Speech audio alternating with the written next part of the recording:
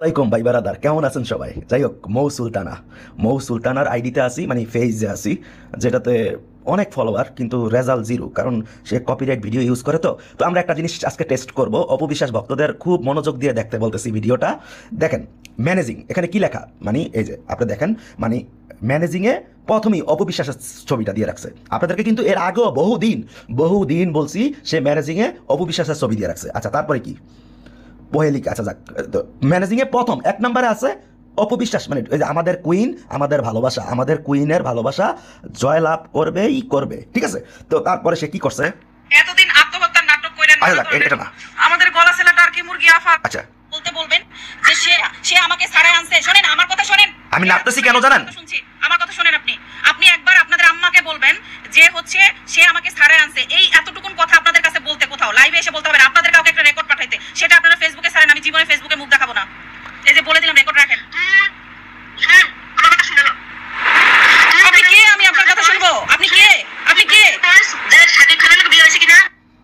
আচ্ছা দেখলেন, কোনো সমস্যা নাই, সেটা আপনার ব্যক্তিগত ব্যাপার। 100টাও করতে পারেন, সেটাও আপনার ব্যাপার। মানহানির মামলা করেন, কোর্টে যান, যা ইচ্ছা তাই।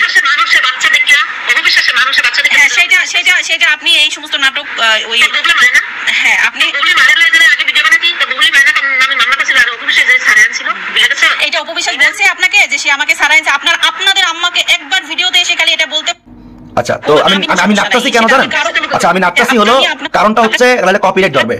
আচ্ছা, তারপর আপনাদের মতো আমি আজাইরা কথা বলার সময় আমার নাই। এই ফেসবুকে আমার কোনো আপন মানুষ নাই। আমি যা কথা বলি, লাইভে কথা বলি, ভিডিওতে কথা বলি। বললাম তো, আমি ভিডিওর বাইরে, লাইভের বাইরে পার্সোনালি কারোর সাথে কথা বলি না। আপনি যে আপনি কি ভালোভাবে বলেছেন, আপনি কি ভালোভাবে বলবেন? আপনি করেন, আপনি মানহানি মামলা একটা কেন, আপনি 10টা করেন। কোন তাকে বলেছে এটা অপবিশ্বাস যে সে আমাকে টাকা দিয়েছে? সেটা বলছে, এটা অপবিশ্বাস আপনাকে বলছে যে আমার কথা শুনেন। আপনাকে এটা অপবিশ্বাস বলছে যে আমি টাকা চাইছিলাম? কে বলছে? কে বলছে এটা? কে বলছে? কে বলছে? কিভাবে খবর পাইছেন? আমি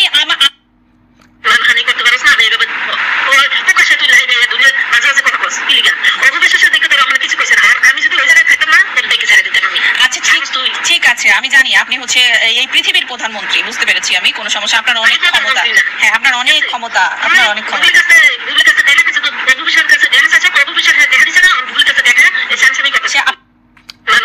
নিয়োগ করেছে অপবিশ্বাস, বেতন দিয়ে রাখছে এগুলো বলার জন্য। আপনাকে যদি বেতন না দিবে, আপনার বেশি আপনার পর আবার অস্বীকার করবেন। মিথ্যা বলার অভ্যাস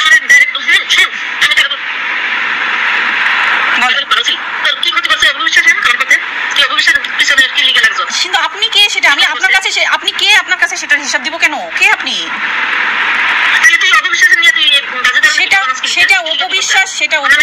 সেটা অপবিশ্বাস বুঝবে। আপনি কে? আপনি কে? কি শোনেন, আপনি আমার কথা শোনেন। অবশ্যই আমি আপনার কথা শুনি। আমার কোনো সমস্যাই নাই, আমি ভিডিও বানিয়েছি, লাইভ করছি। আমি তো আপনার মতো ইনবক্সে এসে মানে যাকে বলে আড়ালে অপকর্ম করার চেষ্টা করিনি, তাই না? আমি যা বলার লাইভে বলি, যা বলার লাইভলি ভিডিও বানিয়ে বলি। এমন তো না যে কারো ইনবক্সে গিয়ে কোথাও আমি গ্রুপিং করি, কারো ইনবক্সে গিয়ে কথা বলি, যে অপবিশ্বাস এটা করলো ওটা করলো, এমন তো না। বাট আপনি আমাকে পার্সোনালি ফোন করে হ্যারাস করতেছেন। তার মানে এখানে আপনি যা বলতেছেন এখন আমি রেকর্ড করতেছি, কারণ হচ্ছে আপনাদের তো আবার মিথ্যা বলার অভ্যাস বেশি। আচ্ছা, এগুলা শুনবো না, এই যে মানে রেকর্ডগুলা শুনতেছেন। আচ্ছা, একটু বলি, সাউন্ড অফ করে দিই। আচ্ছা, এই যে রেকর্ডগুলা শুনতেছেন, এই রেকর্ডগুলা হচ্ছে মানে সে একটা বাজে লাইভ করছে, তারপরেই আমাদের অপবিশ্বাসের এক ভক্ত চৈতা মিতা তারে পেজে কল দিছে, সে এটা রেকর্ড করছে। তো সে কি বাজে কথা বলছে সেটা শুনলে আপনাদের পায়ের রক্ত মাথা তুটে যাবে। তো চলুন লাইভে কি বলছে শুনি। দেখেন কি করে, ঠিক আছে? এই নডি, এই মৌ সুলতানা নডি কি করে দেখেন, ঠিক আছে? তারপর দেখেন, মানে সব ভয়েস রেকর্ড খালি পোস্ট করতেছে, ঠিক আছে? খালি পোস্ট করতেছে। তো তার আগে এই ঘটনাগুলা কেন করছে, এই ঘটনাগুলা সে লাইভে কি বলছে শুনেন।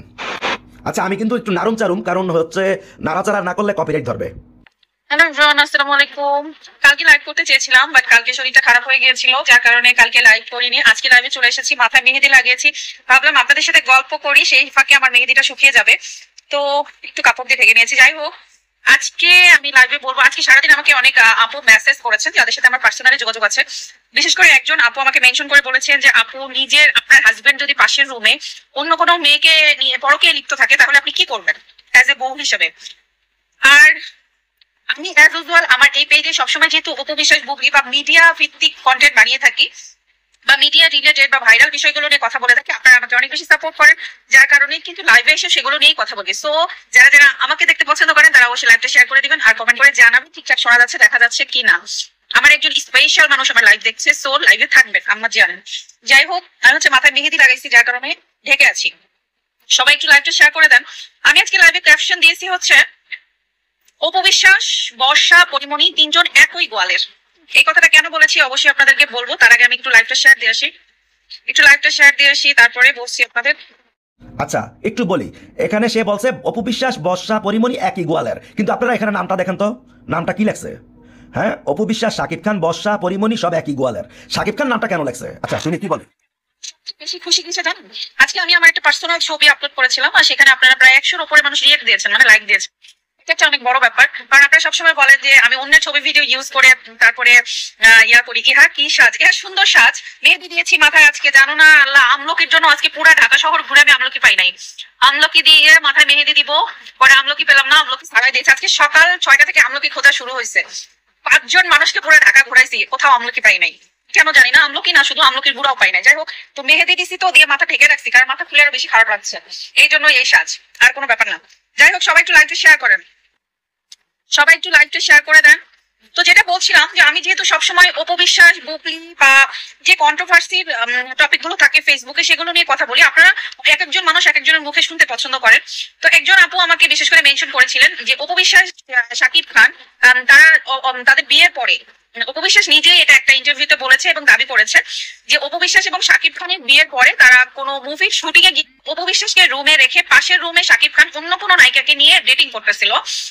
আর সেই সময় অপবিশ্বাস শাকিব খানকে ফোন করে এবং সে বুঝতে পেরে যায় যে তার হাজবেন্ড অন্য নায়িকার সাথে ডেটিং করতেছে।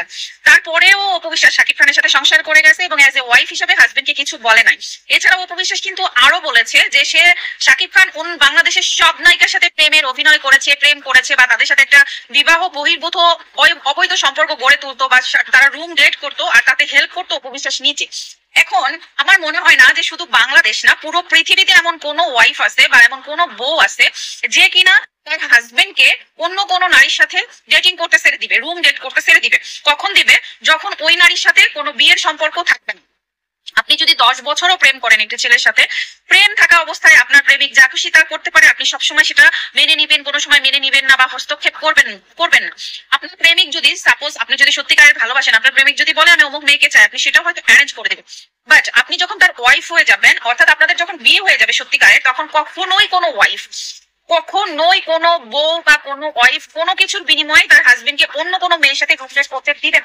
এটা একদমই মানে খুবই অযৌক্তিক একটা কথা। বাট অপবিশ্বাস কিন্তু ওপেনলি সোশ্যাল মিডিয়াতে কোনো একটা ইন্টারভিউতে বসে এই কথাগুলো বলেছে, জয়ের ইন্টারভিউতে বসে এই কথাগুলো বলেছে।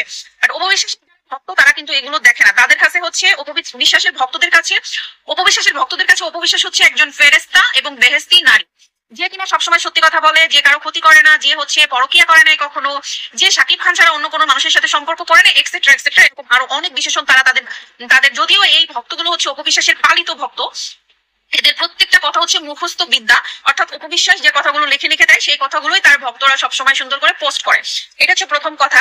তো যাই হোক, আমার মনে হয় যে আমাদের সমাজে আমরা যেহেতু টেলিভিশনে, নাটক, সিনেমা, মুভির মাধ্যমে আমরা অনেক কিছু ফলো করি, আমাদের সামাজিকতা, আমাদের লাইফস্টাইলের অনেক। আচ্ছা, আর না শুনলেও চলবে। তো এবার একটু আমি কথা বলি। এই খনকি মৌ সুলতানা বলেছে যে শাকিব খানকে নিয়ে, মানে আমাদের mega star, global star Shakib খানকে নিয়ে বাজে কথা বলছে, রুম ডেট করছে। এজন্য প্রথমত তাকে খনকি বললাম, খনকি, ঠিক আছে? আর এই খনকি এত বাজে বাজে কথা বললো অপবিশ্বাসকে নিয়ে। অপবিশ্বাস ইচ্ছে করে নাকি তার হাজবেন্ডকে, মানে শাকিব খানকে ইচ্ছে করে তার ইয়াতে মানে ইচ্ছে করে নাকি মানে শাকিব খানকে অন্য মেয়ের সাথে ছেড়ে দিছে রুম ডেট করার জন্য, কি এটা স্পষ্ট শুনছেন না? আমি লাইভটা সরাসরি ছাড়ার চেষ্টা করব, তো পরবর্তীতে এখন আপাতত এটাই দেখেন।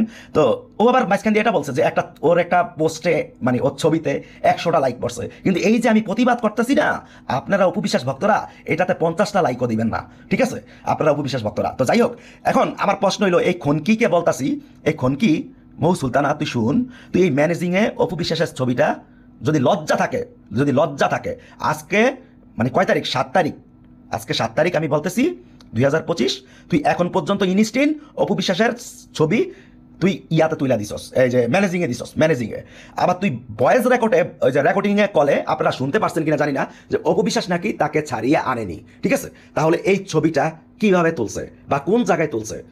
ও আমার কাছে নিজে বলছে, যখন আমি বুবলিকে নিয়ে কন্টেন্ট বানাইতাম, ও আমাকে নিজে বলছে অপবিশ্বাস তাকে ছাড়িয়ে আনার সময় এই ছবিটা তুলছে। তখন ওরে ছোট বোন হিসাবে জানতাম, কিন্তু আসলে ও একটা খনকি আর ও কি আরও প্রবাদ যত পারেন আপনারা দিয়ে যান ইয়াতে, এই যে কি বলে কমেন্টে।